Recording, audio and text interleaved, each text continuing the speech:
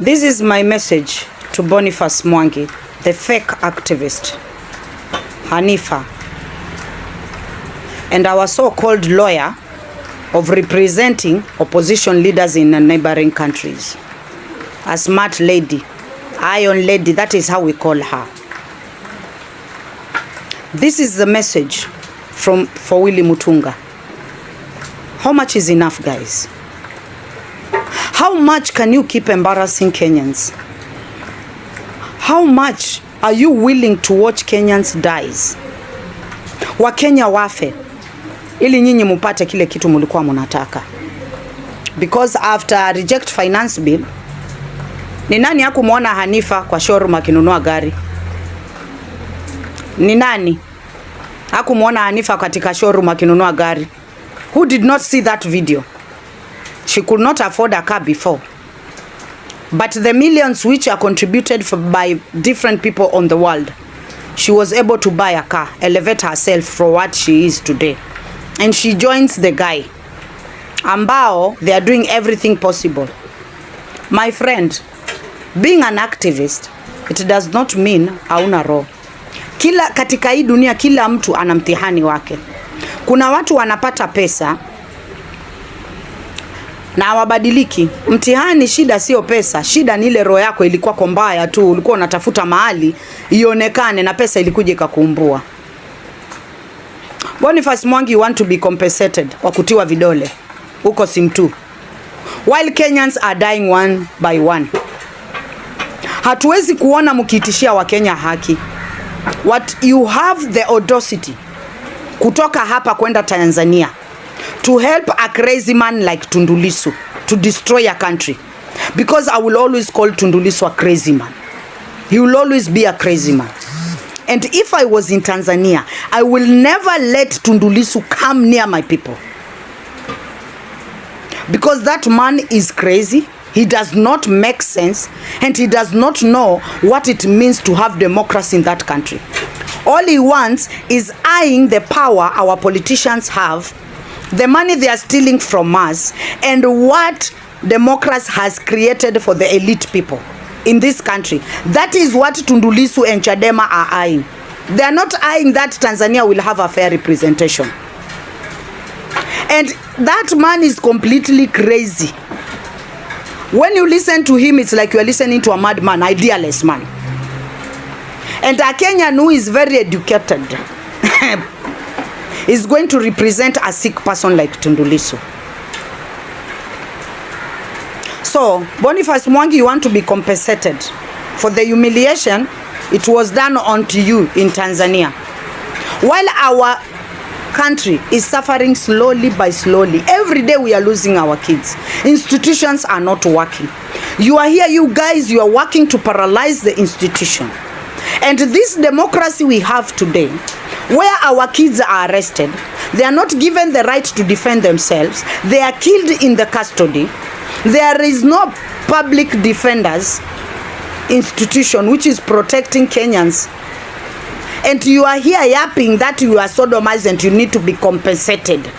My friend Borniface Mwangi, you are supposed to be ashamed of yourself, together with the Ugandan activist. You guys, you're supposed to be ashamed of yourself. You don't even have a dignity to be called an African. It is very shameful.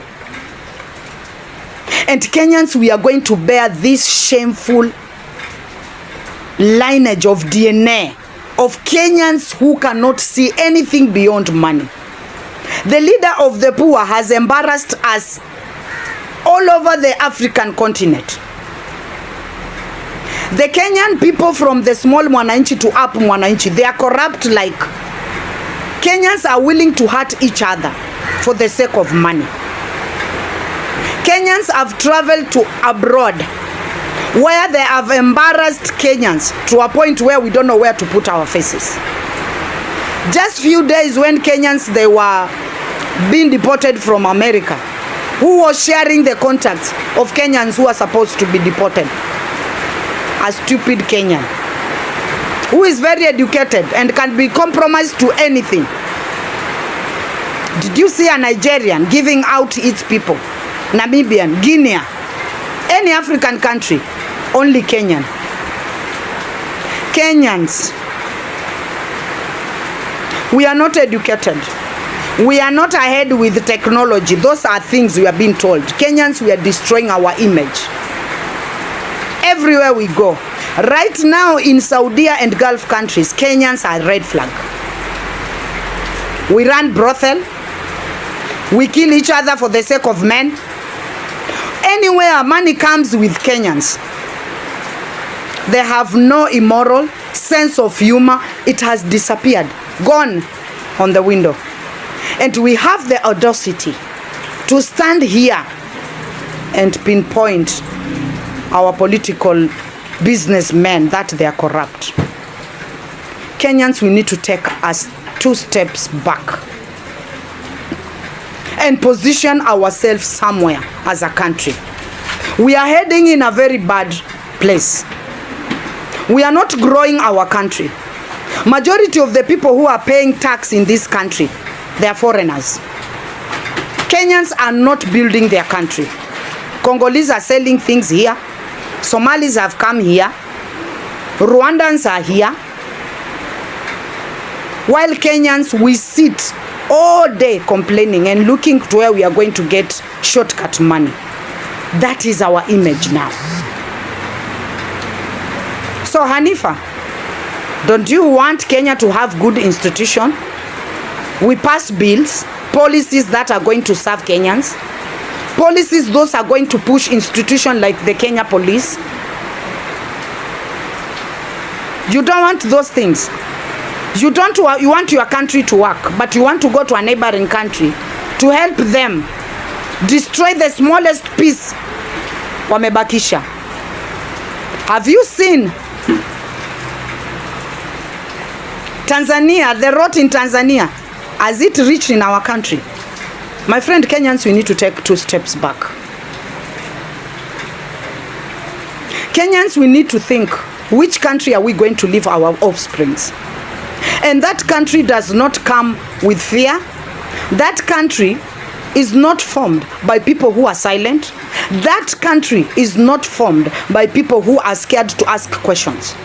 And that country will never be formed by people who think that because they are poor, they lose the ability of raising their voices. Any Kenyan who is saying that mimi sina kakitu acha ninyamaze, you're supposed to be ashamed of yourself, and you are not even supposed to represent us as Kenyans. And remove democratic country in your mouth. Don't even test it. It is embarrassing to how I can see my people. It is embarrassing to an extent where my people will go to make money. We are an undisciplined country. Ego with technology. Ego calling ourselves the best in Africa, while we know we are the filthiest people in Kenya. Kenyans, Hanifa, let's see what you are going to do for Kenya. Guys, stop being fake. And Kenyan government, don't pay attention to Borniface Mwangi. We don't give a shit what happened to him. And we will never care. Because Borniface Mwangi, you stoop so low. You have children, you have wife. What do you think when your kids are going to school, they are going to be called the sons and the daughters of a man who was sodomized? Do you think we are going to buy that in a very cheap price and bank it in our bank accounts? Borniface Mwangi, we are not going to do that. Hanifa, you need to call yourself in a meeting and ask yourself, which country am I building? Because in the later future, this is what Kenyans believe in. They migrate to the best Western country. Like that now, Beth Mugosh in Western country. She was here. That is why she's silent. She's living her life in US, where policies are working. Kenyans, they do everything to destroy their country. And the minute they're out of power, the minute they want to exit for the damage they have created, they go to Western country to enjoy the policy and the bills which have been passed by other people. Hanifa, Borniface Mwangi, Willy Mutunga, and Mother Karua, you're supposed to be ashamed of yourself. Kenyans are going through this. Mtoto wangu ni mtoto mmoja, hakuna msichana, hakuna mvulana. Baraka ya mvua ndio hiyo. Tumuombe Mungu hii mvua ikuwe ya kheri kwetu, ituletee mazao ila sio maafa. Amina. Ukiangalia hii video na uangalie comments za Wakenya, ama kweli it takes a lot to be learned, not to be educated. Miaka yote Watanzania watatushinda na hekima. Wakenya sisi tutabakia nyuma tukisema tumesoma. Lakini la kusikitisha, Wakenya asilimia kubwa yetu, we are not learned. We are just educated. Hatunanga remorse, tabia zetu za kishenzi, tabia zetu za kufanya nini. Na sisi tunakaa katika magrupu ya WhatsApp tukisema wanasiasa ni watu wa kupenda kula. Kuna watu hata hujapatiwa kitu na mwanasiasa unatukana Mkenya mwenzako. Je, ukipatiwa shilingi 100 na mwanasiasa si utaua Mkenya? Na yote ni sababu ya kwamba Kenya hatujawahi pigana vita, damu ikamwagwa kutoka east mpaka west, north mpaka south. Na tuombi Mungu wa Kenya wafike hapo. Lakini ile siku wa Kenya watafika hapo, na very soon wa Kenya wanaelekea hapo. Ile siku wa Kenya watafika hapo, akute ndugu yake Mkikuyu ndio anakata mtoto wake kichwa, anampiga nyundo. Akute ndugu yake Mjaluo ndio anamrepu dadake mbele ya mamake. Akute kakake Mgiriama ndio anaua ndugu yake mbele ya macho yake. Akute Mduruma na Mkauma tunauana. Tukutane Wakisii na Wabaluya tunafanyana mambo kama yale tunayoona na M23 Kongo.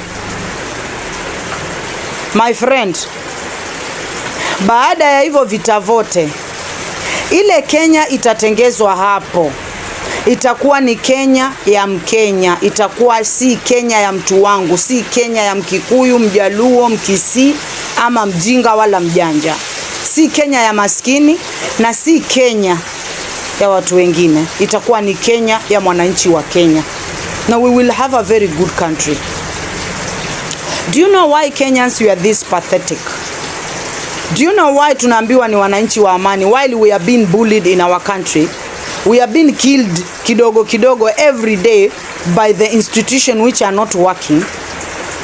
And the end of the day we wake up and say, ukijua wewe ni maskini na una kitu, kaa kando na vitu vya watu. Kaa kando na kukataa kuheshimu serikali. My friend, wewe utakaa kando. Silence is not an option. Where will your kids live? Mama zetu walinyamaza, baba zetu walinyamaza. Ndiyo maana sisi tuko katika haya maisha na watoto wetu. Ni jambo la kusikitisha sana. The hatred police and the law enforcement are creating in the heart of Kenyans, my friend, it will be unmatched. The hate Kenyans are going to hate the blue uniform. I don't know what is going to happen or what we are going to do. Which tactics are we going to bring the love, community policing back to the police and Kenyans and blue uniform to live in harmony? I don't know what is going to be used, because every Kenyan right now, we are bitter and very vengeful when we see a blue uniform, and that is not a lie. And that is why uliona polisi walianguka na gari katika kaunti nyingine wanaomba msaada, Kenyans walikuwa wanawapita kama kupe. There is where we are heading as a country. When these police are graduating, they are not sharing with Kenyans. When you meet a police officer on the road, he cannot say hi to you. When they come to you to arrest you, they forget that they are human. They are supposed to enforce law, but not to be so human. Police wamekuwa notorious. Police, they have become criminal than the criminal we are working with on the streets. Mkenya sahi akiona mwizi, anakimbilia mwizi, anachana na police. My friend, the law enforcement, the amenity you are creating among Kenyans, it will be unmatched. We don't want to reach in a point where we will see a police officer kid, and those kids are going to suffer because of the things you do on the duty. Why? Because of small handouts, orders, being ordered around without realizing what you are doing. Writing a post on deputy of police. How threat was it for our son, the son of our soil, the son of another mother, of another Kenyan, a senior Kenyan, to die in the hands of those who needs to protect them? How much are we willing to go to show that Ruto is a bad person?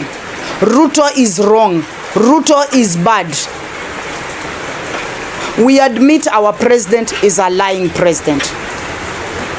But my friend, as a Kenyan, as much as we hate Ruto, there is a force behind Ruto who are hurting Kenyans on purpose, who are doing what they can do for Kenyans to see Ruto as a devil who is heartless. I'm here to tell you, Ruto might be wrong, but the forces who are behind Ruto, who thinks that Kenya belongs to them, and anyone who comes to power cannot lead until they are allowed to be inside. Those elite people coming from one community, they are not the community which we live with, huku kwa neighbors, and we cannot condemn every person in that community to be like them. We love our Kenyan sisters and brothers, and we love our sisters Kenyans from those community. We are sick and tired with amenity which is built against Ruto, the corporations which are building amenity for Kenyans to see that Ruto is a cruel human being who is not supposed to be looked at. Kenyans, I'm here. I might be against Ruto with everything, but my friend, let me tell you something. There is no man on this planet who has been created by God who is 100% wrong, who is 100% good. Kenyans, we need to open our eyes and see what is happening. Our kids are dying. People are funding goons behind the curtain to make sure that the only thing we are going to do is hate Ruto with passion. We know Ruto is wrong. He has so many wrongdoings. But Ruto is not a cruel man like the way we are projecting it to be. It's high time you stop hurting our kids. You stop failing our institution just to destroy the government of Ruto. Come right now to our schools where teachers are not teaching. Unanunulia mtoto kitabu, anaenda shule, kitabu inaenda mwezi wa 7 saizi, hajamaliza hata kitabu moja. Teachers are not teaching. Police, they have a resistance. Ukiangalia huku kwa jeshi ni balaa. Ukiingia kwa Ministry of Health, pesa zinaibiwa huko ndani. As long as deliverance isifike kwa mwananchi. Until when are you going to hurt Kenyans? Until when the governors who are in the counties, different counties, you are going to collaborate to do this kind of shit, and the people you are hurting are Kenyans? But police, my friend, the amenity you are creating among Kenyans. Police, uchungu munaotia wa Kenya. Unyama wenu umezidi. Polisi tunawaona barabarani, roho zetu zinalia. Polisi mkikuta wa Kenya katika maandamano, munawachapa kama mambwa. Police, you have become so cruel to a point where we cannot look at you as brothers and sisters anymore. What is remaining in our heart for the Kenyan police is hate.